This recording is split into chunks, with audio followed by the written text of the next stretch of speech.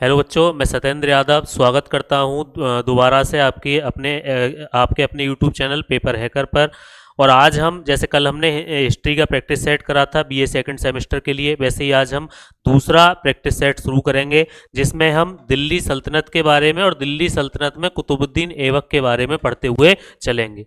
तो देखते हैं अपना पहला क्वेश्चन क्या है। पहला जो क्वेश्चन है बेटा वो है, दिल्ली सल्तनत का प्रथम शासक कौन था।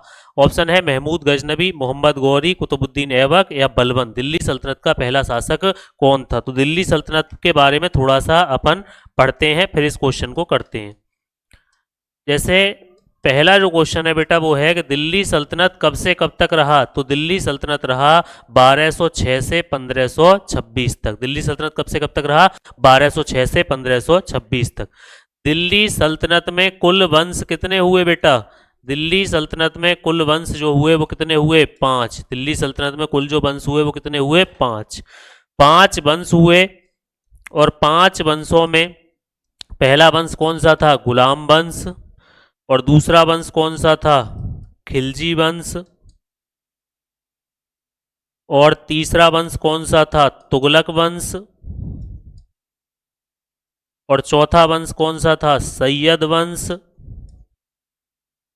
और पांचवा जो वंश था बेटा वो कौन सा था, लोदी वंश। दिल्ली सल्तनत में ये टोटल 5 वंश हुए, गुलाम वंश, खिलजी वंश, तुगलक वंश, सैयद वंश, लोदी वंश। इनको क्रम में लगाने को आ जाता है पेपर में कि दिल्ली सल्तनत में कौन सा वंश पहले आया, कौन सा दूसरे पे, कौन सा तीसरे पे, कौन सा चौथे पे, कौन सा पांचवें पे। तो आप बता के आ जाओगे पहले पे कौन आया, गुलाम वंश। और ये पूछ रहा है दिल्ली सल्तनत का पहला शासक कौन था, और गुलाम वंश का जो पहला शासक था वो कौन था, कुतुबुद्दीन ऐबक। तो इसका जो सही आंसर हो जाएगा वो क्या हो जाएगा बेटा, सी, कि गुलाम वंश दिल्ली सल्तनत का प्रथम जो शासक था वो कौन था, कुतुबुद्दीन ऐबक था। अब देखो, कुतुबुद्दीन ऐबक ने जो शासन करा, कुतुबुद्दीन ऐबक कब से कब तक दिल्ली का शासक रहा। तो कुतुबुद्दीन ऐबक 1206 से लेके बेटा 1210 तक क्या रहा, दिल्ली सल्तनत का शासक रहा। कि कुतुबुद्दीन ऐबक कब से कब तक शासक रहा, तो आप बता के आ जाओगे कि यह 1206 से 1210 तक शासक रहा। अब एक और क्वेश्चन बन जाता है ऐबक से कि कुतुबुद्दीन ऐबक किसका गुलाम था। तो कुतुबुद्दीन ऐबक मोहम्मद गौरी का क्या था, गुलाम था। कुतुबुद्दीन ऐबक गुलाम किसका था, तो कुतुबुद्दीन ऐबक बेटा मोहम्मद गौरी का क्या था, गुलाम था। कि कुतुबुद्दीन ऐबक गुलाम किसका था, तो आप बता के आ जाओगे मोहम्मद गौरी का। कुतुबुद्दीन ऐबक की राजधानी क्या थी। एक और क्वेश्चन पढ़ लेते हैं कि कुतुबुद्दीन ऐबक की राजधानी क्या थी। तो राजधानी थी लाहौर। कुतुबुद्दीन ऐबक की राजधानी क्या थी बेटा, लाहौर। दिल्ली सल्तनत में पहला वंश कौन सा था, गुलाम वंश। और गुलाम वंश का जो पहला राजा था वो कौन सा था, ऐबक। तो इसका सही आंसर क्या हो जाएगा, सी ऑप्शन, कि दिल्ली सल्तनत का प्रथम शासक कौन हो जाएगा बेटा, कुतुबुद्दीन ऐबक। अब चलते हैं बेटा अपने दूसरे क्वेश्चन की तरफ। दूसरा क्वेश्चन देखते हैं, दूसरा क्वेश्चन क्या है। तो दूसरा क्वेश्चन है, दिल्ली सल्तनत की स्थापना कब हुई। तो अभी मैंने पिछली लाइन में बताया कि दिल्ली सल्तनत बेटा कब से कब तक चला, 1206 से स्टार्ट हुआ और कब तक चला, 1526 तक चला। तो दिल्ली सल्तनत की जो स्थापना हुई वो कब हुई, 1206। अब इसमें देख लेते हैं कौन सा ऑप्शन सही है। तो इसमें बी वाला ऑप्शन बेटा क्या हो जाएगा, सही हो जाएगा कि दिल्ली सल्तनत की स्थापना कब हुई, 1206 में। और कब तक ये वंश चला, तो 1526 तक। तो इसका सही आंसर कौन सा हो जाएगा, बी। अब चलते हैं अपने अगले क्वेश्चन की तरफ। अगला क्वेश्चन देखते हैं कौन सा है। तो अगला जो क्वेश्चन है वो है, कुतुबुद्दीन ऐबक की मृत्यु का कारण था। अब आपसे पूछना चाह रहा है कि कुतुबुद्दीन ऐबक की जो मृत्यु हुई उसकी मृत्यु का कारण क्या था। तो कुतुबुद्दीन ऐबक की मृत्यु हुई बेटा चौगान खेलते समय। चौगान एक खेल होता है, चौगान खेलते समय घोड़े से गिर कर के, चौगान खेलते समय घोड़े से गिर कर के इसकी क्या हो जाती है बेटा, मृत्यु हो जाती है। कि चौगान खेलते समय घोड़े से गिर कर के। और 1210 में इसकी क्या हो जाएगी, मृत्यु। ये भी आ जाए कि इसकी मृत्यु कब हुई, तो 1210 में। तो ऑप्शन देख लेते हैं। कुतुबुद्दीन ऐबक की मृत्यु का कारण था घोड़े से गिर करके, हाथी से गिर करके, हत्या, नदी में डूब करके। तो नदी में तो नहीं डूबा था भैया, ना हत्या हुई थी, ना हाथी से गिरा था। इसका सही आंसर क्या हो जाएगा बेटा, ए वाला, कि 1210 में कुतुबुद्दीन ऐबक की जो मृत्यु हुई वो घोड़े से गिर करके चौगान खेल रहा था और तभी उसकी क्या हो जाती है, मृत्यु हो जाती है। और ये भी पूछे कब हुई, तो आप बता के आ जाओगे बेटा कब हुई थी, 1210 ईस्वी में। तो इसका सही आंसर हो जाएगा पहला वाला, घोड़े से गिर करके। अब चलते बेटा अगले क्वेश्चन की तरफ। अगला क्वेश्चन देखते हैं, अगला क्वेश्चन क्या है। तो अगला क्वेश्चन है, अजमेर की मस्जिद 2.5 दिन का झोपड़ा किसने बनवाया। अजमेर की जो मस्जिद है इसका पूरा नाम है बेटा 2.5 दिन का झोपड़ा। अजमेर की मस्जिद 2.5 दिन का झोपड़ा किसने बनवाया? पहला ऑप्शन है महमूद गजनबी ने बनवाया, मोहम्मद गौरी ने बनवाया, या फिर ऐबक यानी कि कुतुबुद्दीन ऐबक ने बनवाया, और चौथा ऑप्शन है बलबन ने बनवाया। तो बताओ बेटा इसका सही आंसर क्या होना चाहिए कि अजमेर की जो मस्जिद थी 2.5 दिन का झोपड़ा, इसे बजमाने का काम किसने करा? तो आप बता के आ जाओगे कुतुबुद्दीन ऐबक ने। इस मस्जिद को जो बनवाने का काम करा वो किसने करा? ऐबक ने। एक और क्वेश्चन आ जाता है, 2.5 दिन का झोपड़ा जो मस्जिद है वो कहाँ पर है? तो ये आंसर में क्वेश्चन में ही दिया हुआ है, अगर ऐसे भी पूछे तो आप बता के आ जाओगे 2.5 दिन का झोपड़ा जो मस्जिद है वो कहां पर है बेटा? अजमेर में। उम्मीद है समझ में आ रहा होगा। सही है, समझ में आ रहा है तो वीडियो को लाइक करते चलो। अब चलते हैं अपने अगले क्वेश्चन की तरफ। देखते हैं बेटा अगला क्वेश्चन क्या है। अगला क्वेश्चन है, दिल्ली के किस सुल्तान को लाख बख्श कहा गया? ये उपाधि है बेटा, ये क्या है? उपाधि। कि दिल्ली के किस सुल्तान को लाख बख्श की उपाधि दी गई? नंबर 1 मोहम्मद गौरी को, नंबर 2 ऐबक को, नंबर 3 इल्तुतमिश को, नंबर 4 बलबन को। बताओ बेटा कमेंट करके कि इसका सही आंसर क्या होना चाहिए। किसको लाख बख्श कहा गया? Very good. तो किसको कहा गया? ऐबक को। किसको कहा गया? ऐबक को लाख बख्श की जो उपाधि दी गई वो किसे दी गई? ऐबक को। अब ऐबक की अन्य उपाधि देख लेते हैं। देखो बेटा पहली जो उपाधि है वो है लाख बख्श। लाख बख्श, इसका जो मतलब होता है वो होता है लाखों का दान देने वाला।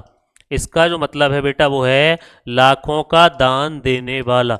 तो ये बहुत ज़्यादा दान दिया करता था, इसलिए उसे उपाधि दी गई। पेपर में आएगा लाख बख्श किसकी उपाधि, तो आप बता के आ जाओगे कुतुबुद्दीन ऐबक की।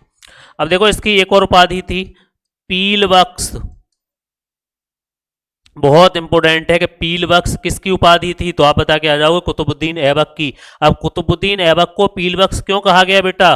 पील बख्श कहा गया हाथियों का दान देने के कारण। ये हाथियों का दान दिया करता था, इसीलिए इसे पील बख्श की उपाधि दी गई। कि हाथियों का दान देने के कारण इसे किसकी उपाधि दी गई बेटा?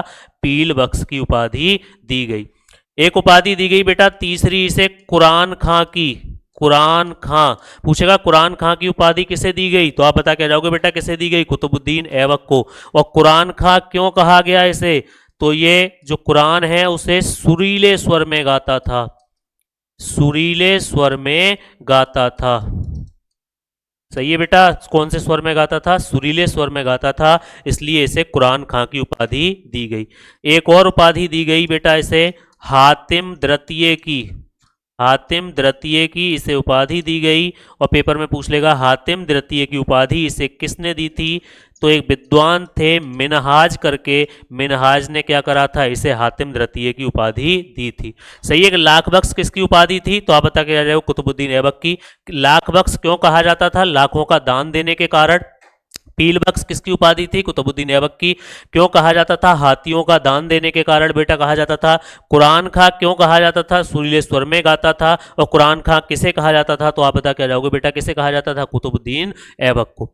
अगला के हातिम द्वितीय की उपाधि किसने दी, तो आप बता के आओगे मिनहाज ने दी। और हातिम द्वितीय कहा किससे आता था, तो आप बता के आ जाओगे बेटा किसे कहा जाता था? कुतुबुद्दीन ऐबक को। सही है, तो इसका कौन सा वाला ऑप्शन सही हो जाएगा? बी वाला ऑप्शन सही हो जाएगा। उम्मीद है तुम्हें समझ में आ रहा होगा। ठीक है, अपना अगला क्वेश्चन लगाते हैं भैया। अगला क्वेश्चन कौन सा है? तो अगला क्वेश्चन है बेटा मोहम्मद गौरी ने ऐबक को सूबेदार बनाया। ऑप्शन पढ़ो 1190 में, 1192 में, 1194 में, 1195 में। यानी कि मोहम्मद गौरी ने जो ऐबक को सूबेदार बनाया था वो कौन सी सन में बनाया था, ये वाली बात पूछना चाह रहा है कि मोहम्मद गौरी ने इसे कब सूबेदार बनाया। तो इसका सही आंसर है 1192 ईस्वी में इसे क्या बनाया था बेटा? सूबेदार बनाया था। तो कौन सा वाला ऑप्शन सही हो जाएगा अपना? बी वाला। बी ऑप्शन क्या है सही कि मोहम्मद गौरी ने ऐबक को सूबेदार कब बनाया, तो आप बता के आ जाओगे 1192 ईस्वी में क्या करा था? इसे सूबेदार बनाया था।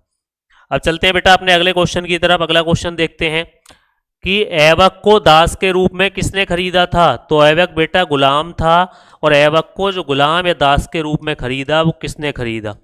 पेपर में ऑप्शन देखते हैं। फखरुद्दीन अब्दुल अजीज ने खरीदा बेटा, मोहम्मद गौरी ने खरीदा बेटा, महमूद गजनबी ने खरीदा, या इनमें से कोई नहीं। तो देखो ऐबक को दास के रूप में किसने खरीदा, बताओ बेटा ऐबक किसका गुलाम था? तो ऐबक जो बेटा गुलाम था वो किसका था? मोहम्मद गौरी का। बी वाला ऑप्शन क्या हो जाएगा सही। पेपर में इस तरीके से भी पूछ लेता है कि ऐबक किसका गुलाम था, तो आप बता क्या जाओगे बेटा? ऐबक किसका गुलाम था? मोहम्मद गौरी का क्या था? गुलाम था। और ऐबक को दास के रूप में किसने खरीदा? तो आप बता क्या जाओगे? मोहम्मद गौरी ने खरीदा था। अब चलते हैं बेटा अपने अगले क्वेश्चन की तरफ। अगला क्वेश्चन देखते हैं क्या है। अगला क्वेश्चन है, ऐबक के शासनकाल में उसके प्रमुख प्रतिबंधी कौन थे? ऐबक के शासनकाल में उसके प्रमुख प्रतिबंधी कौन थे? नंबर 1 नासरुद्दीन कोबाचा, राजपूत शासक, या ताजुद्दीन यलदोज, या ये सभी। तो बताओ बेटा इसका सही आंसर क्या होना चाहिए कि ऐबक के शासनकाल में उसके प्रमुख प्रतिबंधी कौन थे? तो बताओ पहला ऑप्शन, दूसरा, तीसरा या चौथा ऑप्शन ये सभी। तो बेटा इसका आंसर क्या हो जाएगा? ये सभी। ये सभी के सभी क्या थे? इसके प्रमुख प्रतिबंधी थे। तो इसका कौन सा वाला ऑप्शन सही हो जाएगा? डी वाला। ऐबक के शासनकाल में उसके प्रमुख प्रतिबंधी कौन थे? तो आप बता क्या जाओगे? ये सभी क्या थे? उसके प्रमुख प्रतिबंधी थे। अब चलते हैं बेटा अपने अगले क्वेश्चन की तरफ। अगला क्वेश्चन क्या है? अगला क्वेश्चन है, गुलाम वंश का शासनकाल कब से कब तक रहा? गुलाम वंश का जो शासनकाल है बेटा वो कब से कब तक रहा, ये तुमसे पूछना चाह रहा है। पहला है 1206 से 1280 ईस्वी तक रहा। दूसरा है 1208 से 1290 ईस्वी तक रहा। तीसरा है बेटा 1206 से 1290 तक रहा, या 1210 से 1290 तक रहा। तो गुलाम वंश कब से कब तक शासन किया? मैंने बताया कि दिल्ली सल्तनत में टोटल 5 वंश हुए, उनमें से एक वंश है गुलाम वंश। और वो पूछना चाह रहा है बताओ गुलाम वंश का जो शासन था वो कब से कब तक रहा? तो आप बता क्या जाओगे बेटा? गुलाम वंश का जो शासन था वो रहा 1206 ईस्वी से शुरू हुआ और 1290 ईस्वी में क्या हो गया? समाप्त हो गया। तो कौन सा वाला ऑप्शन सही हो जाएगा? 1206 से 1290 ईस्वी। सी वाला ऑप्शन क्या हो जाएगा? सही हो जाएगा। गुलाम वंश का पहला राजा कौन था? ये तुम्हें पता चली गया, मैंने अभी बताया कि गुलाम वंश का पहला राजा कौन था। तो गुलाम वंश का पहला राजा था कुतुबुद्दीन ऐबक। कौन था? कुतुबुद्दीन ऐबक। गुलाम वंश का अंतिम राजा कौन था बेटा? अंतिम राजा पूछ लेगा पेपर में, तो आप बता के आ जाओगे अंतिम राजा कौन था? कैकूबाद। गुलाम वंश का अंतिम राजा कौन था? कैकूबाद। गुलाम वंश का जो अंतिम राजा था वो कौन था? कैकूबाद। और गुलाम वंश कब से कब तक रहा? 1206 से 1290 तक। तो इसका कौन सा वाला ऑप्शन सही हो जाएगा? सी वाला। अगर वीडियो अच्छी लग रही है, क्वेश्चन समझ में आ रहे हैं, तो एक कमेंट करके बताओ कि वीडियो कैसी लग रही है। अब चलते हैं बेटा अपने अगले क्वेश्चन की तरफ। अगला क्वेश्चन देखते हैं बेटा क्या है अपना। अगला क्वेश्चन है, ऐबक के दरबार में कौन से विद्वान रहा करते थे? ऐबक के दरबार में कौन से विद्वान रहा करते थे? नंबर 1 फ़क़-ए मुदब्बिर, नंबर 2 हसन निजामी, और सी ऑप्शन है आ तथा बा दोनों, मतलब ये और ये दोनों, और डी ऑप्शन है अमीर खुसरो। मतलब ऐबक के दरबार में कौन कौन से जो विद्वान थे वो रहा करते थे? तो आप बता के आ जाओगे। बताओ कौन सा इसका सही होना चाहिए? तो इसका जो सही आंसर है वो कौन सा होना चाहिए? सी वाला। ऐबक के दरबार में हसन निजामी भी रहा करते थे और ऐबक के दरबार में फ़क़-ए मुदब्बिर भी रहा करते थे। तो पूछेगा ऐबक के दरबार में कौन कौन से विद्वान रहते थे, तो आप बता के आ जाओगे। हसन निजामी की एक पुस्तक है ताज उल नासिर। ताज उल नासिर इनकी पुस्तक है, जो पेपर में पूछ लेता है। ताज उल नासिर किसकी पुस्तक है? तो बेटा आप बता के आ जाओगे हसन निजामी की क्या है? पुस्तक है। ताज उल नासिर किसकी पुस्तक है? तो आप बता के आ जाओगे बेटा हसन निजामी की क्या है? पुस्तक है। जब समझ में आ रहा होगा।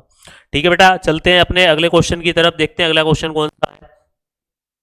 अगला क्वेश्चन है, मामलूक सुल्तान का अर्थ क्या होता है? मामलूक सुल्तान का अर्थ है, तो बताओ इसका सही आंसर क्या होना चाहिए? स्वतंत्र सुल्तान है बेटा इसका अर्थ, तथाकथित दास सुल्तान है, या दास सुल्तान है, या उपयुक्त सभी है। मामलूक सुल्तान का अर्थ क्या होता है बताओ। तो देखो बेटा, पहले तो मामलूक का मतलब समझ लो। मामलूक अरबी भाषा का शब्द है और मामलूक का जो अर्थ होता है बेटा वो होता है गुलाम। मामलूक का जो अर्थ होता है वो क्या होता है? गुलाम। तो मामलूक सुल्तान का अर्थ हो जाएगा तथा कथित दास सुल्तान, यानी इसका बी वाला ऑप्शन क्या हो जाएगा? सही हो जाएगा कि मामलूक सुल्तान का अर्थ क्या होता है। तो आप बता क्या जाओगे?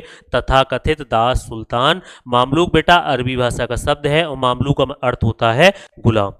अब चलते बेटा अपने अगले क्वेश्चन की तरफ, स्लाइड लगा लेते हैं अगली वाली। अगला है, फ़क़-ए मुदब्बिर ने सजरा-ए-असब किस वर्ष लिखा था? फ़क़-ए मुदब्बिर लेखक या विद्वान कह सकते हैं, तो ये विद्वान थे।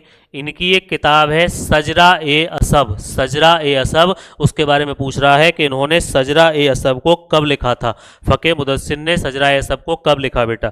1204 में लिखा, 1205 में लिखा, 1206 में लिखा या 1210 में लिखा? तो बताओ क्या होना चाहिए इसका सही answer? A B C D. तो इसका जो सही आंसर है वो क्या होना चाहिए बेटा बताओ? तो इसका जो सही आंसर होना चाहिए वो क्या होना चाहिए? 1206 सी। यानी कि सजरा या सब जो बुक है वो कब लिखी गई? फ़क़ीह मुदब्बिर ने लिखी, और कब लिखी गई? 1206 में। या इस तरीके से भी पूछ सकता है कि सजरा ए असब किसकी पुस्तक है?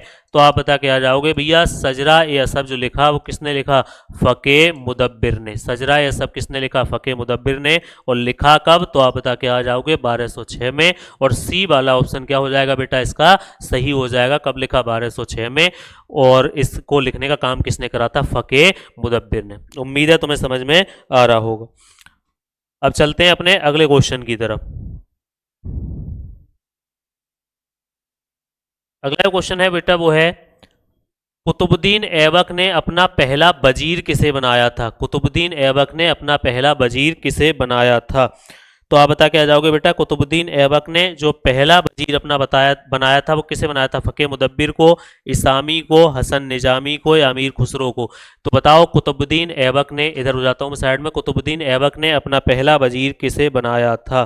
तो बताओ बेटा इसका सही आंसर क्या होना चाहिए कि कुतुबुद्दीन ऐबक ने अपना पहला वजीर किसे बनाया था? तो आप बता के आ जाओगे कुतुबुद्दीन ऐबक ने जो अपना पहला वजीर बनाया था वो किसे बनाया था? फ़क़ीह मुदब्बिर को। और इसका कौन सा वाला ऑप्शन सही हो जाएगा? तो आप बता के आ जाओगे पहला वाला, यानी कि ये ऑप्शन सही हो जाएगा। कुतुबुद्दीन ऐबक ने अपना पहला वजीर किसे बनाया? तो आप बता के आ जाओगे फ़क़ीह मुदब्बिर को। अब चलते बेटा अपने अगले क्वेश्चन की तरफ। अगला क्वेश्चन देखते हैं अपना क्या है। 1 मिनट स्लाइड लगा लेते हैं। अगला क्वेश्चन है ऐबक में तुर्कों की निर्भीकता और एक ईरानी की उदारता तथा सभ्यता मिश्रित थी, किसका कथन है? मतलब ऐबक के बारे में कहा गया है कि ऐबक में तुर्कों जैसी तो निर्भीकता थी, ईरानियों की तरह उदारता और सभ्यता मिश्रित थी, यानी कि ये इन सभी लोगों के अच्छा मिक्सचर था, मिश्रित था। ये जो कथन है वो किसने दिया है? हसन निजामी ने दिया है, डॉक्टर हबीबुल्लाह ने दिया है, अमीर खुसरो ने दिया है या अमीर हसन ने दिया है? ये जो कथन है ये कुतुबुद्दीन ऐबक के बारे में बेटा किसने कहा? तो इसका आंसर बताओ कि ये किसने कहा। पहला ऑप्शन सही है इसका, दूसरा सही है, सी सही है या डी सही है? तो बताओ कौन सा इसका सही आंसर होना चाहिए। Very good. तो इसका जो सही आंसर होना चाहिए वो कौन सा होना चाहिए? डॉक्टर हबीबुल्लाह। इस कथन को जो कहने वाले थे कि ऐबक में तुर्कों की निर्भीकता और एक ईरानी की उदारता और सभ्यता मिश्रित थी, ये जो कहा वो किसने कहा? डॉक्टर हबीबुल्लाह ने कहा था। अब चलते हैं बेटा अपने अगले क्वेश्चन की तरफ। अगला क्वेश्चन देखते हैं क्या है। अगला क्वेश्चन है किसने इल्तुतमिश को सुल्तान शहीद कहा? किसने इल्तुतमिश को सुल्तान सही कहा? सुल्तान शहीद कहा मतलब किसने कहा था ये इल्तुतमिश को? नंबर 1 ऑप्शन है मिनहाज ने कहा, नंबर 2 ऑप्शन है ईसामी ने कहा, नंबर 3 है इब्न बतूता ने कहा या नंबर 4 है अमीर खुसरो ने कहा। तो सुल्तान शहीद जो कहने वाले थे वो कौन थे बेटा? मिनहाज थे। सुल्तान शहीद जो कहा वो किसने कहा? मिनहाज ने। पेपर में आएगा इल्तुतमिश को सुल्तान शहीद किसने कहा? तो सुल्तान शहीद किसने कहा? तो आप बता के आ जाओगे किसने कहा था? मिनहाज ने। अब देखो मिनहाज की एक पुस्तक है तबकात ए नासिरी, तबकात ए नासिरी। पेपर में आ जाएगा कि यह जो पुस्तक है वो किसकी है? तो आप बता के आ जाओगे बेटा यह जो पुस्तक है वो किसकी है? मिनहाज की है। किसकी है? मिनहाज। यानी कि किसने इल्तुतमिश को सुल्तान शहीद कहा? तो इसका पहला वाला ऑप्शन क्या हो जाएगा बेटा? सही हो जाएगा। किसने कहा? मिनहाज ने।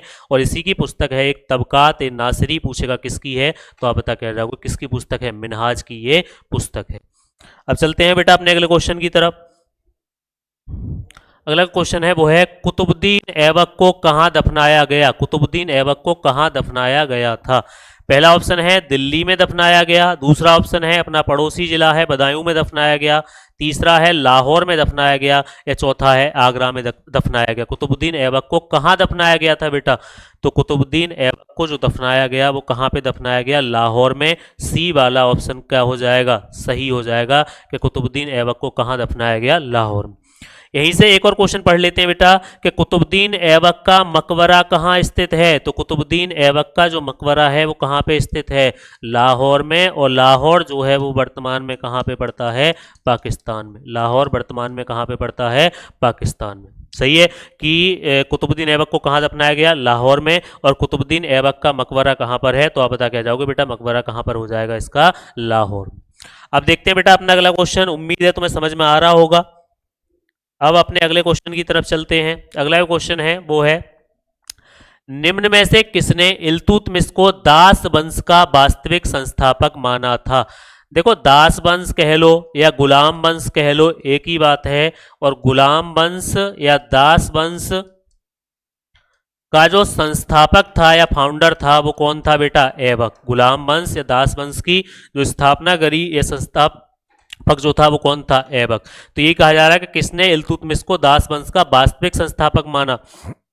एक विद्वान हुए डॉक्टर ईश्वरी प्रसाद, एक लेन पुल, और सी ऑप्शन है ए व बी दोनों, और डी ऑप्शन है इनमें से कोई नहीं। तो इसका सही आंसर क्या होना चाहिए कि इनमें से किसने इल्तुतमिश को दास वंश का वास्तविक संस्थापक माना था। तो आप बता क्या जाओगे बेटा, ए और बी दोनों, यानी कि सी वाला ऑप्शन क्या हो जाएगा सही। डॉक्टर ईश्वरी प्रसाद और लेन पुल दोनों ने ही इसे माना कि दास वंश का वास्तविक संस्थापक कौन था। तो आप बता क्या जाओगे, इल्तुतमिश। क्यों, क्योंकि इल्तुतमिश गुलाम किसका था, गौरी का, और इसने स्थापना करी एक वंश की, उस वंश को नाम क्या दिया गया, गुलाम वंश। ठीक है बेटा, समझ में आ रहा होगा। अब चलते हैं अपने अगले क्वेश्चन की तरफ। अगला जो क्वेश्चन है वो है, जवामी उल हिकायत किसकी रचना है। एक रचना के बारे में पूछ रहा है कि जवामी उल हिकायत किसकी रचना है। नंबर एक ऑप्शन है मिनहाज की है, नंबर दो है नूरुद्दीन मोहम्मद ओफी की है, या मलिक ताजुद्दीन की है, या इसामी की है। तो बताओ बेटा, जवामी उल हिकायत किसकी रचना है। तो आप बताओ जवामी उल हिकायत किसकी रचना है। जवामी उल हिकायत किसकी रचना है बेटा। तो इसका जो सही आंसर है वो हो जाएगा बी। इसमें समझाने ऐसा कुछ है नहीं, इसे याद कर लेना कि जवामी उल हिकायत किसकी रचना है, नूरुद्दीन मोहम्मद औफी की क्या है ये रचना है, जवामी उल हिकायत। अब चलते हैं बेटा अपने अगले क्वेश्चन की तरफ, देखते हैं अगला क्वेश्चन क्या है अपना। अगला क्वेश्चन है, इल्तुतमिश ने किन विद्वानों को संरक्षण प्रदान किया था। नंबर एक मिनहास उस सिराज को, मलिक ताजुद्दीन को, आ तथा बा दोनों, मतलब इसको दोनों को, या डी ऑप्शन उलवी को। किसको इसने संरक्षण प्रदान किया था। तो इसने भैया पहले वाले को भी संरक्षण प्रदान किया था, दूसरे वाले को भी किया था, इसलिए इसका सही जो आंसर है वो क्या हो जाएगा, सी वाला इसका सही आंसर हो जाएगा कि मिनहास उस सिराज और मलिक ताजुद्दीन दोनों को ही क्या करा था, इसने संरक्षण प्रदान किया था। सही है कि इसने संरक्षण जो प्रदान किया वो दोनों को ही संरक्षण प्रदान किया था। अब चलते हैं बेटा अपने अगले क्वेश्चन की तरफ, देखते हैं अगला क्वेश्चन क्या है अपना। अगला क्वेश्चन है, इल्तुतमिश को बगदाद के खलीफा से किस वर्ष वैधता प्राप्त हुई। कि मतलब इल्तुतमिश राजा है, ये जो वैधता प्राप्त हुई वो किस वर्ष हुई। इल्तुतमिश को बगदाद के खलीफा से अपने राज्य की किस वर्ष वैधता प्राप्त हुई, किस वर्ष उसे वैलिड माना जाने लगा। तो देखते हैं बेटा, ये भी याद करने वाला है, इसे भी याद कर लेना। 14 जून 1228, या 18 फरवरी 1229, या 11 मई 1230, या 11 अगस्त 1231। तो इसका जो सही आंसर है वो हो जाएगा बेटा 18 फरवरी 1229, यानी कि 18 फरवरी 1229 को क्या किया गया, उसे इल्तुतमिश को बगदाद के खलीफा के द्वारा वैलिड किया गया, वैधता प्रदान की गई उसके राज के लिए। तो इसे याद कर लेना, समझाने जैसा ज़्यादा बेटा इसमें कुछ है नहीं, तो इसे याद कर लेना 18 फरवरी 1229। अब चलते हैं बेटा अगले क्वेश्चन की तरफ, देखते हैं अगला क्वेश्चन क्या है अपना। अगला जो क्वेश्चन है वो ये है, भारत अरब नहीं है, इसे दारुल इस्लाम में परिवर्तित करना व्यवहारिक रूप से संभव नहीं है, यह है किसका कथन था। भारत अरब नहीं है, इसे दारुल इस्लाम यानी कि इस्लाम में परिवर्तित करना व्यवहारिक रूप से संभव नहीं है, ये जो कथन था वो किसका था। इसे भी याद करना है, इंपोर्टेंट क्वेश्चन है। इल्तुतमिश का था, ईसामी का था, उत्बी का था, या बलबन का था। ये जो कथन है कि भैया भारत अरब नहीं है, इसे दारुल इस्लाम में परिवर्तित करना व्यवहारिक नहीं है, ये जो कथन था वो किसका था। तो ये जो कथन है बेटा वो किसका था, इल्तुतमिश का। ये जो कथन है वो किसका था, इल्तुतमिश का। तो कौन सा वाला ऑप्शन सही हो जाएगा? पहला पहला वाला ऑप्शन क्या हो जाएगा? सही हो जाएगा। इस कथन को याद करना है, ज़्यादा समझाने जैसा क्वेश्चन इस क्वेश्चन में कुछ है नहीं, इल्तुतमिश का था। अब चलते हैं बेटा अपने अगले क्वेश्चन की तरफ।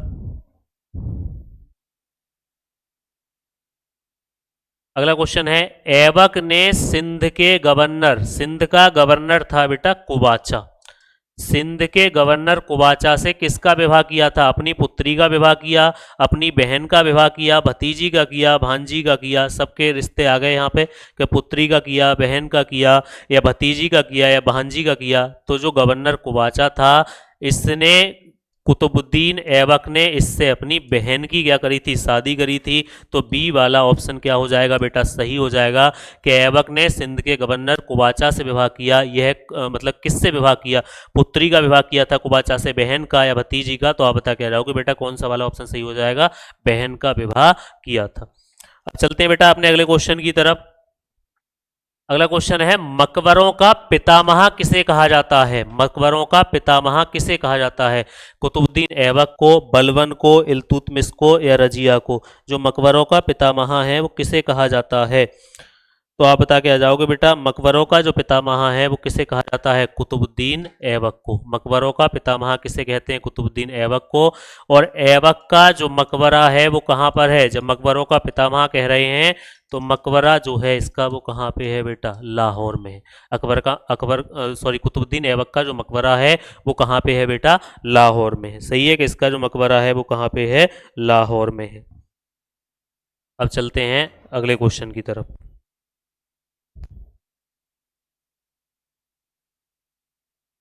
अगला है, दिल्ली में कुब्बत उल इस्लाम मस्जिद का निर्माण किसने कराया?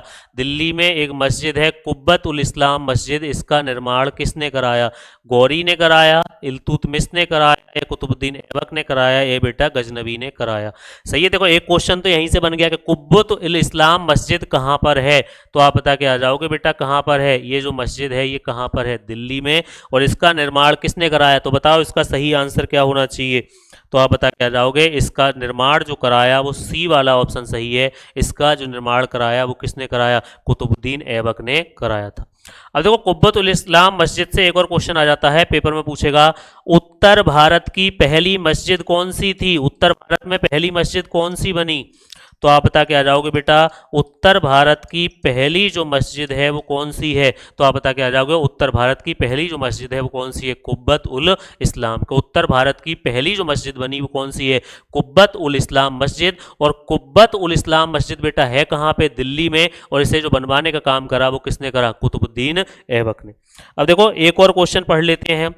एक मस्जिद है चेरामन जुमा, चेरामन जुमा, चेरामन जुमा मस्जिद, पेपर में आएगा, भारत की पहली मस्जिद कौन सी है? भारत की पहली मस्जिद कौन सी है? तो भारत की जो पहली मस्जिद है बेटा वो कौन सी है? तो भारत की जो पहली मस्जिद है वो है चेरामन जुमा मस्जिद। सही है कि उत्तर भारत की पहली कौन सी है? तो कुब्बत उल इस्लाम क्या है? उत्तर भारत की पहली है। और पूरे भारत की पहली कौन सी है? तो चेरामन जुमा मस्जिद पूरे भारत की क्या है? पहली मस्जिद है। और जो चेरामन जुमा जो मस्जिद है बेटा वो है कहाँ पे? तो चेरामन जुमा जो मस्जिद है वो बेटा कहाँ पे है? केरल में। और कुब्बत उल इस्लाम मस्जिद कहाँ पर है? तो सभी को अभी मैंने बता दिया कहाँ पर है? दिल्ली में। और इसको जो बनवाया वो किसने बनवाया? कुतुबुद्दीन ऐबक ने। उम्मीद है समझ में आ रहा होगा जितनी जानकारी तुम्हें दी जा रही है। अगर समझ में आ रहा है तो बेटा वीडियो को लाइक करते चलो साथ के साथ। अब चलते हैं अपने अगले क्वेश्चन की तरफ। अगला क्वेश्चन है, कुतुबुद्दीन ऐबक के माता पिता कहाँ के निवासी थे? कुतुबुद्दीन ऐबक के माता पिता कहाँ के निवासी थे? तुर्किस्तान के, या पाकिस्तान के, या अफगानिस्तान के, ईरान के? इसके जो माता पिता थे वो कहाँ के थे? तो बताओ बेटा इसका सही आंसर क्या होना चाहिए? ए बी सी डी के इसके जो माता पिता थे वो कहाँ के निवासी थे? तो आप बता के आ जाओगे, इसके जो माता पिता थे वो तुर्किस्तान के निवासी थे। तो इसका कौन सा ऑप्शन सही हो जाएगा? बी। अब ये तुर्किस्तान वर्तमान में कौन से देश में पड़ता है? वर्तमान में कहाँ पे पड़ता है? तो एक देश है बेटा उज्बेकिस्तान। और तुर्किस्तान जो जगह पड़ती है वर्तमान में वो कहाँ पे पड़ती है? उज्बेकिस्तान। तो पेपर में चाहे तुर्किस्तान मिल जाए चाहे उज्बेकिस्तान मिल जाए, दोनों ही सही है। कुतुबुद्दीन ऐबक के माता पिता कहाँ के निवासी थे? ये ऑप्शन है तो इसे सही कराना, और ये ऑप्शन है तो इसे सही। तो तुर्किस्तान वर्तमान में कहाँ पे पड़ता है? तो आप बता के आ जाओगे बेटा कहाँ पे पड़ता है? तो आप बता के आ जाओगे उज्बेकिस्तान में पड़ता है। अब चलते हैं अपने अगले क्वेश्चन की तरफ। अगला क्वेश्चन है 1197 ईस्वी में इल्तुतमिश को गुलाम के रूप में किसने खरीदा। अब बताओ, ये तो बहुत सरल क्वेश्चन है। अभी मैंने तुम्हें बताया कि भैया अच्छा इसके बारे में नहीं बताया, ऐबक के बारे में बताया। ठीक है, इसके बारे में बताते हैं कि 1197 में इल्तुतमिश को किसने गुलाम के रूप में खरीदा। गजनबी ने, गौरी ने, कुतुबुद्दीन ऐबक ने या अकबर ने। तो देखो भैया, कुतुबुद्दीन ऐबक को तो जो गुलाम के रूप में खरीदा बेटा, वो किसने खरीदा था, गौरी ने। इसको गुलाम के रूप में किसने खरीदा था, गौरी ने। अब बात है कि इल्तुतमिश को गुलाम के रूप में किसने खरीदा, तो बताओ इसका सही आंसर क्या होना चाहिए, गजनबी, गौरी, कुतुबुद्दीन ऐबक या अकबर। तो इसका जो बच्चों सही आंसर बेटा जो होना चाहिए वो क्या होना चाहिए, ऐबक। इल्तुतमिश को जो गुलाम के रूप में खरीदा था वो किसने खरीदा था, ऐबक ने। इसीलिए इल्तुतमिश को बेटा गुलामों का गुलाम भी कहा जाता है। गुलामों का गुलाम पूछेगा, दिल्ली सल्तनत के किस राजा को या किस शासक को गुलामों का गुलाम कहते हैं, तो आप बता के आ जाओगे बेटा किसे कहते हैं गुलामों का गुलाम, इल्तुतमिश। क्यों, क्योंकि ऐबक को जो खरीदा वो किसने खरीदा, जो दास के रूप में खरीदा वो गौरी ने खरीदा। अब ऐबक ने खरीदा इल्तुतमिश को, तो इसलिए किसे क्या कहा जाएगा, गुलामों का गुलाम। गुलामों का गुलाम किसे कहते हैं, तो आप बता के जाओगे बेटा गुलामों का गुलाम किसे कहते हैं, तो इल्तुतमिश को गुलामों का गुलाम कहते हैं। अब चलते हैं बेटा अपने अगले क्वेश्चन की तरफ। अगला क्वेश्चन है, किसने कहा कि कुतुबुद्दीन अपनी प्रजा को समान रूप से न्याय प्रदान करता था और अपने राज्य की शांति और समृद्धि के लिए प्रयत्नशील था।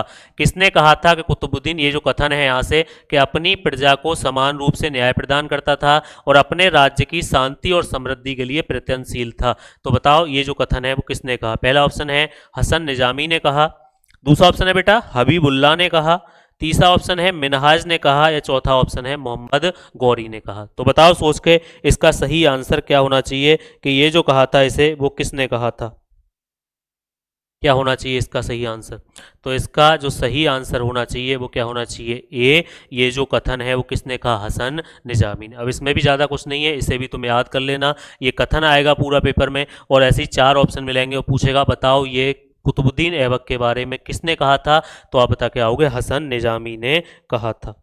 अब हसन निजामी के बारे में अभी मैंने पीछे पुस्तक का नाम बताया था, और ये कौन थे, तो ये भैया सूफी संत थे। ये कौन थे, सूफी संत थे। हसन निजामी जो थे वो कौन थे, सूफी संत थे। और इनकी एक पुस्तक है ताजुल नासिर, इनकी एक पुस्तक है बेटा वो कौन सी है, ताजुल नासिर। इनकी पुस्तक का क्या नाम है, तो आप बता के आ जाओगे इनकी जो बुक है वो कौन सी है, ताजुल नासिर। और ये जो कथन था बेटा वो किसका था, हसन निजामी। चलते हैं बेटा अपने अगले क्वेश्चन की तरफ।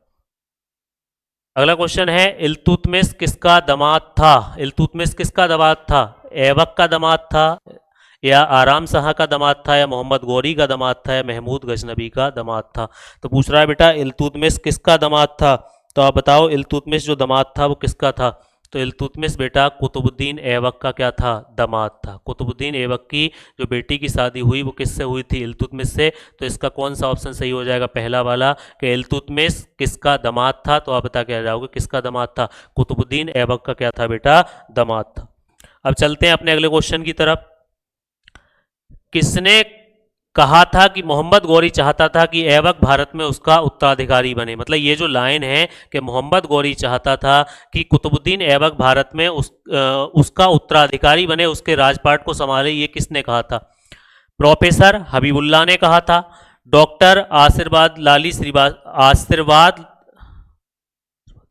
आशीर्वादी लाल श्रीवास्तव ने कहा था, या ए तथा बी दोनों इसके सही आंसर हैं, या इनमें से कोई नहीं। तो इसका सही आंसर क्या होना चाहिए कि किसने कहा था कि मोहम्मद गौरी चाहता था कि ऐबक भारत में उसका उत्तराधिकारी बने, उसके बाद भारत की गद्दी को ऐबक संभाले।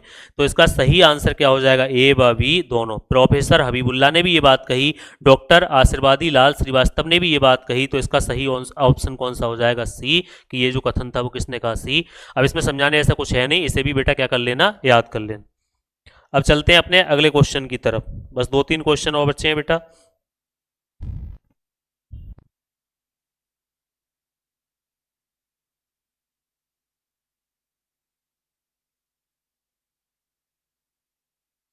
ठीक है, तो आज इतना ही। बाकी कल से अगला जो टॉपिक है वो कल से शुरू करेंगे। बहुत बहुत धन्यवाद। आपने अगर यहाँ तक वीडियो को देखा है तो वीडियो को लाइक करें और वीडियो पे कमेंट करके बताएं कि ये वीडियो आपको कैसी लगी। धन्यवाद।